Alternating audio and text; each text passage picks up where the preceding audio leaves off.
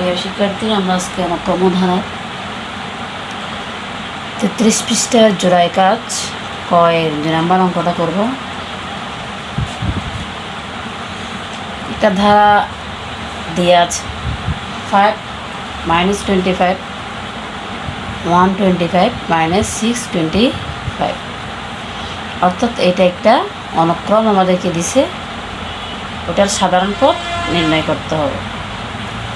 তাহলে আমরা দেখতেছি এটি একটি গুণোত্তর অনুক্রম। এটি একটি গুণোত্তর অনুক্রম, কারণ হচ্ছে দ্বিতীয় পদকে যদি আমরা প্রথম পদ দ্বারা ভাগ দেই তাহলে আমাদের 5 আসতেছে, -5। সেম যদি আমরা আবার 125কে যদি -25 দ্বারা ভাগ দেই তাহলে আমাদের -5 আসবে।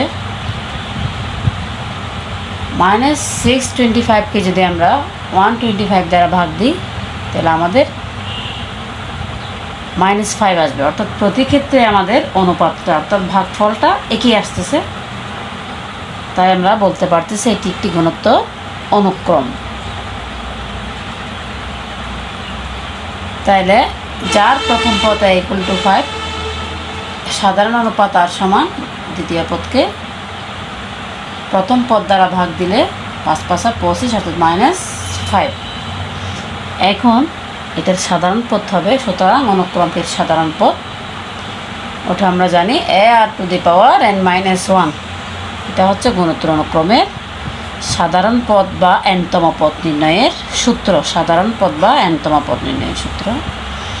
এখন a সমান হচ্ছে আমাদের 5 লিখলাম, আর এর মান হচ্ছে -5⁻n-1। এটাই হচ্ছে আমাদের অনুক্রমটির সাধারণ পদ। এখন আমরা প্রমাণ করতে পারবো যে এই সাধারণ পদটা থেকে আমাদের ধারাটা আসতেছে কিনা। তাহলে প্রথম পদের ক্ষেত্রে আমরা n এর মান 1 ধরব, দ্বিতীয় পদের ক্ষেত্রে n এর মান 2 ধরব, তৃতীয় পদের ক্ষেত্রে n এর মান 3 ধরব, চতুর্থ পদের ক্ষেত্রে n এর মান 4 ধরব।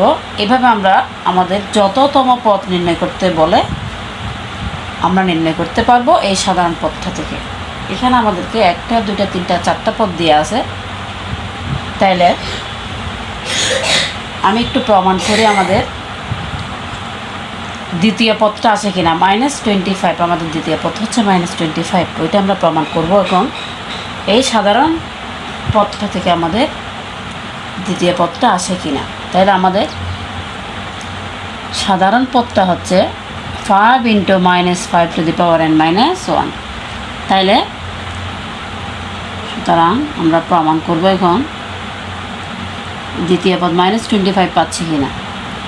তাহলে 5 - 5⁻n-1, এটা হচ্ছে আমাদের সাধারণ পদ। তাহলে আমি এখন নির্ণয় করব আমাদের ধারার -25টা আছে কিনা। তাহলে 5 - 5, দ্বিতীয় পদের ক্ষেত্রে আমাদের n এর মান হবে 2। তাহলে 2 - 1 সমান 5 - 5, 2 থেকে 1 গেলে 1, একটা দিলেও হয় না দিলেও সমস্যা নেই। তাহলে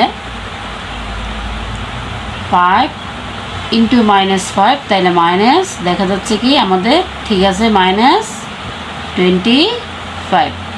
তাহলে আমাদের সাধারণ পদটা ঠিক আছে, ওটা থেকে আমরা দ্বিতীয় পদটা প্রমাণ করলাম। সেম যদি আমাদেরকে বলা হয় পরের পদগুলো নির্ণয় করা, অর্থাৎ আমরা এই সাধারণ পদটা থেকে নির্ণয় করতে পারবো। তাইলে প্রথম, দ্বিতীয়, তৃতীয়, চতুর্থ, পঞ্চম পদ যদি নির্ণয় করতে বলে পঞ্চম পদের জন্য n এর মান হবে 5। তাহলে এইভাবে আমরা পঞ্চম পদ, ষষ্ঠ পদ, সপ্তম পদ সব এখান থেকে এই সাধারণ পদটা থেকে বের করতে পারবো। আজকে একটু